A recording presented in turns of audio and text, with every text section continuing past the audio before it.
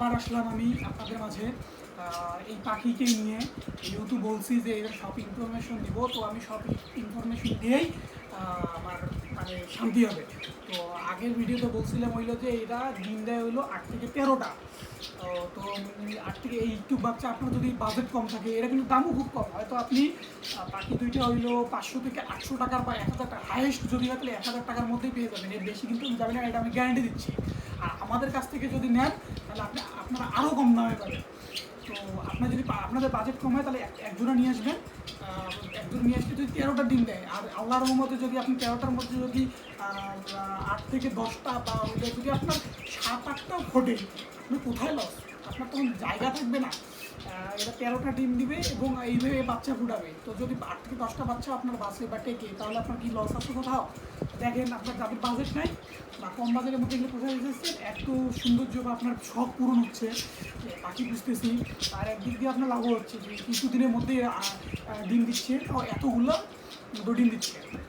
আর মুরগির ডিম তো জানেনি, মুরগির ডিমগুলো বাচ্চা ফুটাইতে লাগে হইলো 26 থেকে 28 দিন, না 26 থেকে 28 দিন লাগে। হ্যাঁ, তো আর এইটা মাত্র লাগে 18 দিন।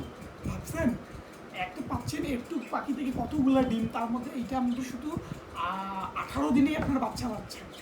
দেখছেন এর চেয়ে কি ভালো কিছু হয়? মাত্র 18 দিন বাচ্চা, 18 দিনের বাচ্চা।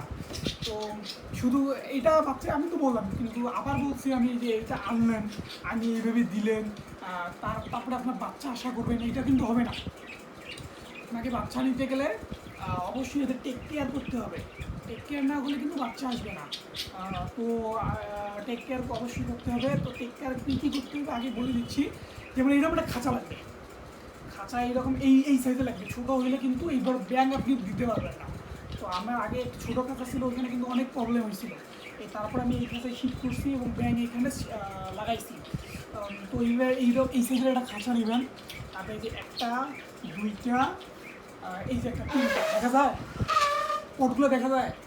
হ্যাঁ, এই যে তিনটা, এই যে তিনটা পট নেবেন। একটা পটে দিবেন খাবার। কী কী খাবার খাবে এইটা কিন্তু অবশ্যই বলবো, কী কী খাবার দিবেন। তো একটা পটে খাবার, আরেকটা পটে দিবেন পানি, আর একটু ছোটো পট নেবেন। দেখা যায় না, একটু জুম করে দেখাও একটু ছোটো পট, ঠিক আছে? দেখছেন প্রত্যেক ছোটো পট। তো এইটুক ছোটো পটে দিবেন ইটার গুঁড়া। এখন বলতেছেন আমি পাগলার মতো কথা বলতেছি, পাখি এবার ইটের গুঁড়া খায়? হ্যাঁ ভাই খায়। একটু কাছে আসো, আসি দেখাও আমি ইটের গুঁড়া দিছি, দেখাও ভিতরে দেখাও যে আমি ইটের গুঁড়া দিছি। এরা খায়, না খাইলে তো আমি দুধেই বা ইটের গুঁড়া দিতাম না। বুঝতে দেখানো? হ্যাঁ, তো ইটের গুঁড়া খায়।